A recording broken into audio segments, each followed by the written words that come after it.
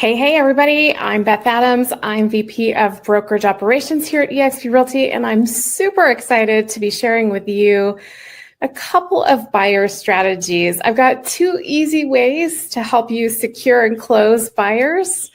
I know today we are many times having to really move quickly, right? When we get a buyer lead, and we've got a lot to cover now. When we receive buyers, we have to talk about buyer agreements. We have to talk about our fee with our buyers, and some of us may not be quite as comfortable doing that as others. So I'm going to provide you with a couple of strategies around buyer agreements, helping to close your buyers, and give you some tools to stick in that tool belt that you can hopefully leverage in your business moving forward. So let's dive right in and talk about a couple of things that I want to first lean into is our buyer statistics. I think when we make a plan or we start to strategize around how to do something better or different, I'm always one to look at statistics and data. So let's really get to know who our buyers are, and then we can hopefully leverage these tools and resources I'm going to share with you today. So this is from the NAR Home Buyers Statistics Guide that comes out every year. You can go to nar.realtor and look that up and get these statistics. This just came out in January for last year. It's all of 2024 stats. But this is really helpful, I think, for us to really get a really big overview of buyers today. Who are our buyers, and how do we work with them? What's best to provide our buyers? So 86% of buyers used a realtor. That was in 2024. That's a huge number, and that should make you feel really good because that's a huge statistic. Most buyers are using a realtor in their purchase. So here's another statistic I want you to file away, which is out of those 86% of buyers, 69% of them started their search on the internet, but they used not a computer, they used a mobile device, right? Either a phone or a tablet. So our buyers are busy like we are. They are constantly on the go. They're busy working too.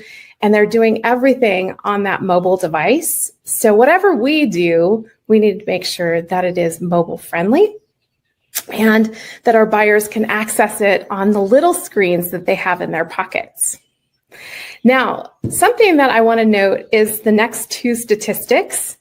They are both newer because they both hit records. The first one is the age of our buyers. The average age of our buyers went up. It's the highest age of our buyers ever since NAR has started taking those statistics. So the average age of our buyer is now 56. So in the past, our buyers maybe were a little bit younger. Now we're looking at a population of buyers in their mid-50s. So we want to take that into consideration when we're thinking about the things that we're providing to our buyers.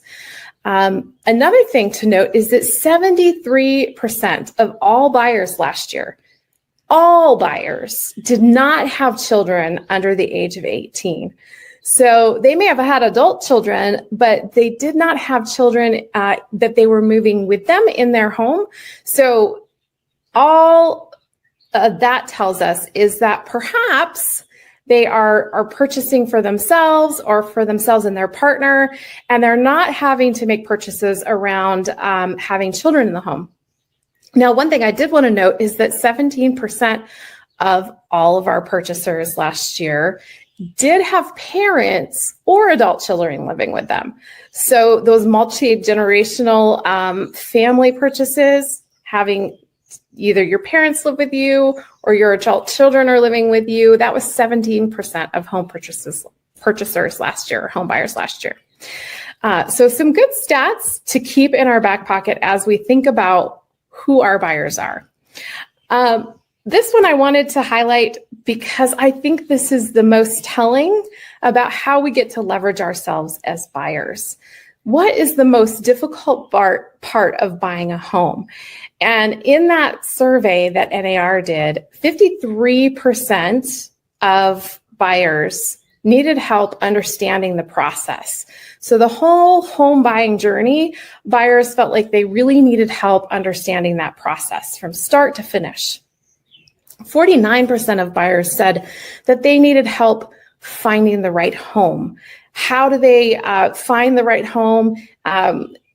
The need to understand a local community and where that home sits in that community is really of utmost importance to buyers, especially if we're dealing with buyers, right, that are coming in from another area. They're really going to need our help. The good news is this is where we get to leverage our expertise, our local knowledge about the real estate market in our area. So keeping those two things, or all of those statistics in mind, I am going to share with you two things that I think are some strategies that you get to leverage as you start working with buyers. And that is show them and give them. So show them, we're going to talk about buyer intro videos, and then give them, we're going to talk about buyer books. So we are going to dive into how to really work with our clients and how to leverage some technology to be able to capture those buyers, and depending on the type of buyer, which one we might leverage best. If the buyer is just a cold lead, perhaps they're coming in as a lead from a sign call or a lead gen system, or maybe they're a sphere of influence, and maybe we're going to treat those buyers just slightly differently because we've already established a relationship with them. So let's talk about the two. First thing I want to dive into is buyer intro videos. So let's talk about what happens when you get a cold lead, right? It's someone that comes in off a sign call, someone that calls you from a lead gen system, or perhaps you're prospecting and you get a hold of a buyer who's interested because you've called them. You've had a conversation with them. Maybe they're interested in a property. Maybe they're excited about going to look at homes. What do you do next? What is your next step in the process? Do you have a system and process in place? Are you communicating with them immediately after you hang up with that phone call? What are you sending to them? Have you provided a video to them that you're texting to them, letting them know you're so excited to work with them, letting them know about your systems and processes, letting them know about your expertise? Is that something you're doing right now, or is it something that you could be doing right now? A personal, direct touch to a buyer right after you get off the phone with them. The beauty of this video is that it can accomplish so much in a very short amount of time. So let's dive right in, and I'm going to talk to you a little bit about the things that you can put into your video and how you can leverage this video to best make connections with those buyers. So let's talk about what the video should look like. So first of all, we're going to have to establish rapport and trust with that buyer right away, right? They don't know who we are. They have no idea. We just got off the phone talking to them. We may have set up an appointment to go show them homes later on in the afternoon or maybe tomorrow, but they don't know who we are. So you're going to send a video. It's going to be a short form video. It needs to be quick. 2 minutes or less, because we all live in the age of TikTok and Reels, and we want to make sure that we are capturing their attention and keeping it, and we're not rambling on and on. So you want to cover who you are, that you're excited to work with them.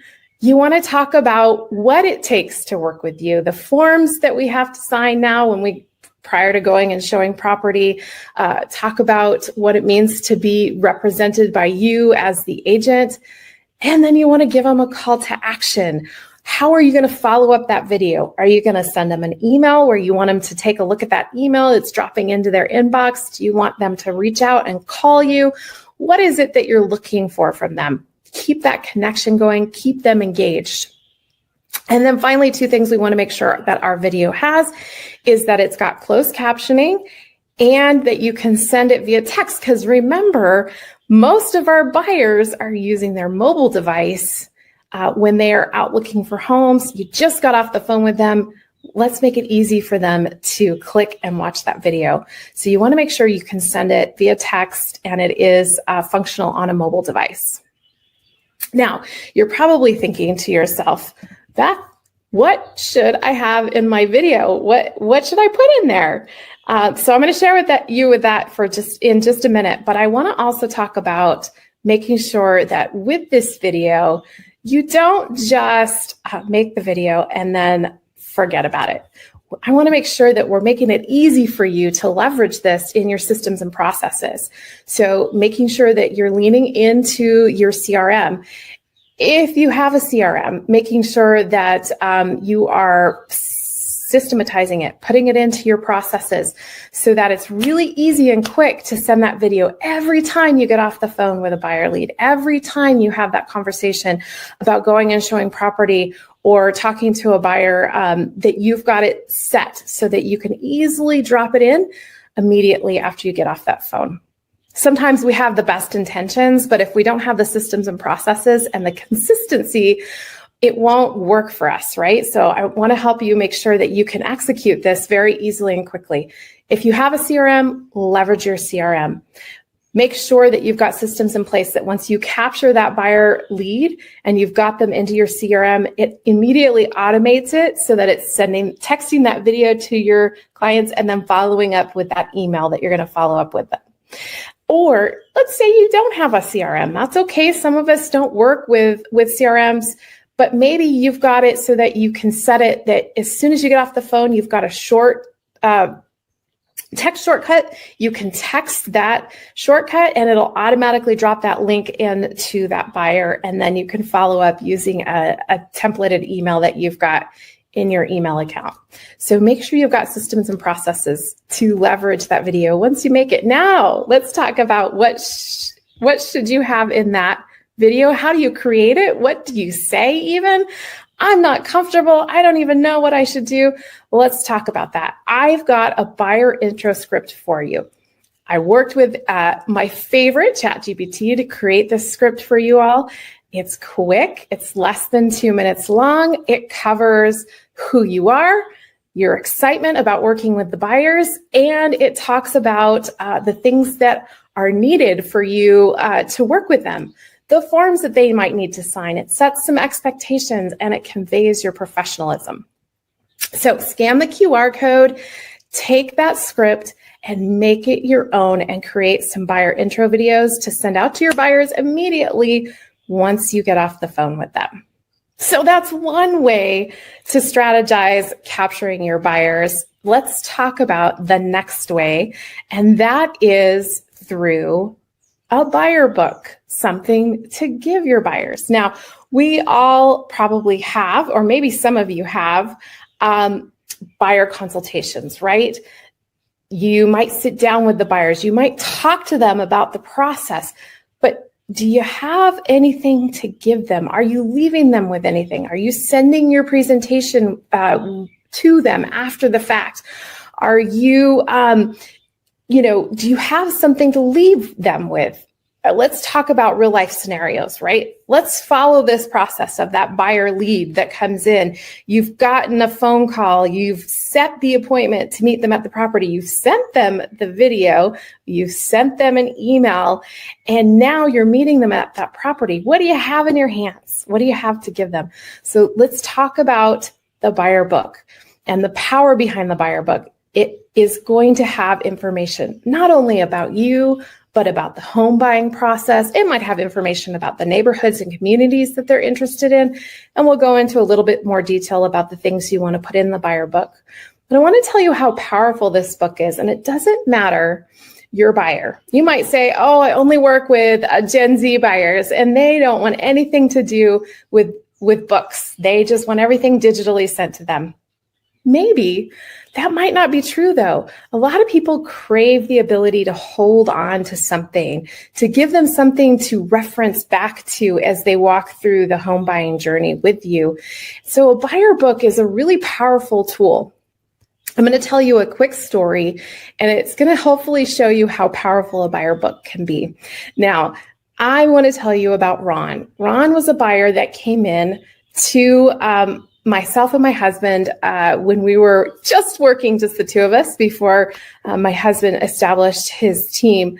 But Ron called. It was a lead that came in through one of our lead generation sites. Took the call, talked to Ron. Ron was interested in moving to our area.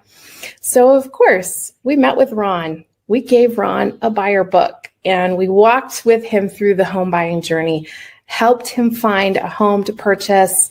And he was super happy, loved his home. And as all good agents should, we continued to follow up with Ron. We would touch base with him, connect with him, check on him, make sure, he was happy with his home, find out if there was anything that he needed, maybe provide recommendations to service providers if he had any issues with his home. We continued to touch base with Ron long after we sold him his home. A couple of years went by, and our communication with Ron was not reciprocated. And sometimes that happens, right? Buyers fall off. They stop communicating, whatever. That does happen. But it was unusual because we had had a really good relationship with Ron. And after a few weeks of not communicating with Ron, I got a phone call. And it was from Ron's daughter, Michelle. And Michelle said, unfortunately, she had bad news and Ron had passed away. And I was really sad to hear that. Ron was a really great guy. And she and I had a conversation. We talked a little bit. And I said, Michelle, I'm just curious to know, how did you get my information? We'd kept in contact with Ron, but I was curious to know how you got my information. And she said, well, I'm here at my dad's house right now, and I'm going through his things. And I found the home buyer book that you gave my dad. And in it was all your contact information. So that's how I knew to reach out to you. And when I got to meet up with Michelle, because she asked us to relist her dad's home, I found the home buyer. She actually gave me the home buyer book. And in the home buyer book, Ron had kept not only his home buying journey, but he had continued to keep information about his home. He had stuck repair receipts in the binder. He had stuck service invoices in the binder. And all of a sudden, I had a book that not only told the story of Ron buying the home, it also told the story of the house. So it allowed Michelle, when she sold her dad's property, to have information to convey on to the next home buyer. So the buyer book can be really powerful. It can not only make that connection with you and your buyer, but it can be long lasting, long after the transaction has concluded. Okay, now let's dive into what you're going to put into that buyer book. Let's talk about the important things that you should have in that book, what you should give your buyers. The very first thing, whether you're doing a tangible book or maybe it's a digital book that you're going to send to those clients, the very first thing that should have it in you is what makes you unique. Why should buyers work with you? What are the benefits of working with you as a buyer's agent? Whether it's a video or it's tangible, you want to make sure that that is colorful and exciting, and it talks about who you are as a buyer's agent. And you want to make sure it highlights those things that make you unique, your strengths, the benefits of working with you, what you can leverage as a buyer's agent, the things that allow you to be the very best buyer's agent. And if you're not sure, if you're sitting there thinking, I don't really know what makes me unique. I know I'm good at what I do, but I don't know what makes me unique. Reach out to your past clients. Ask them, what did you most enjoy working with me? What did I do to help you the most? Why did you use me? Ask them. And you know what? You're going to be really surprised at the answers. And then you're going to be able to have something to put in there that highlights what makes you unique. Because I guarantee you there is something that makes you unique, something that makes you an incredible buyer's agent. And if you're not sure, just ask your past clients. They're going to be able to tell you. What else did you put in this buyer book? Again, whether it's a tangible thing or it is a digital book that you're creating for your clients, there's some things that you definitely want to make sure that you're including. And that is market statistics, right? Anything that you want to share with your clients about the current market, where they're looking.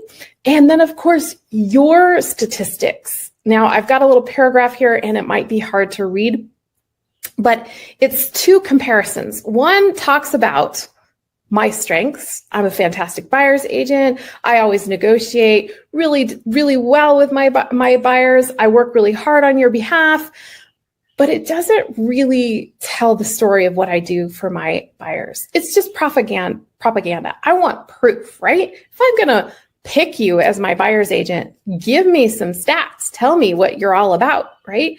So in your buyer book, you want to make sure you include things like, how many buyers have you worked with? How many properties have you negotiated on? What is your negotiated list to sales price? Is it low? Do you work really hard to get your buyers the best price possible? What does that look like? How about closing costs and seller credits that you've negotiated for your buyers? What does that look like? How many transactions have you done where you have been able to negotiate closing costs or seller credits for your buyer? Is it 10% of your transactions, 50%, 75%? What does that look like? Go back and look at your past transactions. Put some statistics behind what you do so you can really thoroughly tell your own story about what makes you a rockstar buyer's agent. And there's power in that. There's power in those statistics. They tell your story, and they also show what an incredible professional that you are. All right, what else should you include? How about client testimonials? You asked your clients what made you unique. How about asking them for a testimonial? How about putting that in that book? So when you're working with buyers and you've got something to hand them, there's a testament to them from your past clients about how hard you worked for them and the things that you did to go above and beyond to secure that home for that buyer. Buyer agent compensation. We have to talk about our fee, and we want to make sure we can convey that in the best, most professional manner possible. How about sample forms? The forms that a buyer is going to need to understand and work with during the transaction. Why not provide them samples ahead of time? How about checklists, the home buying checklist? How about the purchase timeline, right? What it takes to get from showing homes to actually closing on a property. Providing your buyers those types of things is only going to help you establish yourself as a trusted professional and as the advisor to those buyers.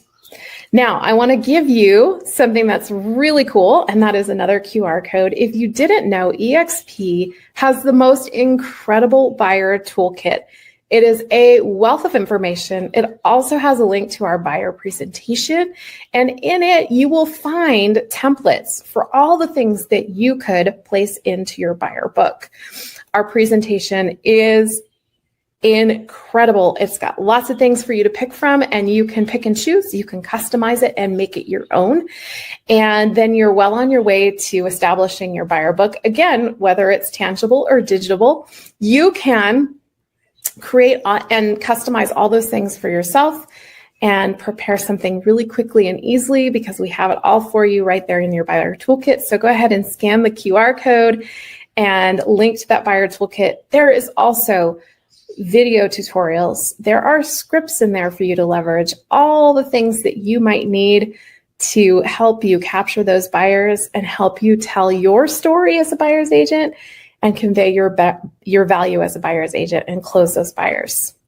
All right, one last thing to talk about, which is how do we serve our buyers? Once we've captured them, we've sent the video, we've met with them, we've showed them property, we've given them a buyer book. How do we keep them? What do we need to do? We want to make sure that we're continuing to engage those buyers, our new clients, hopefully.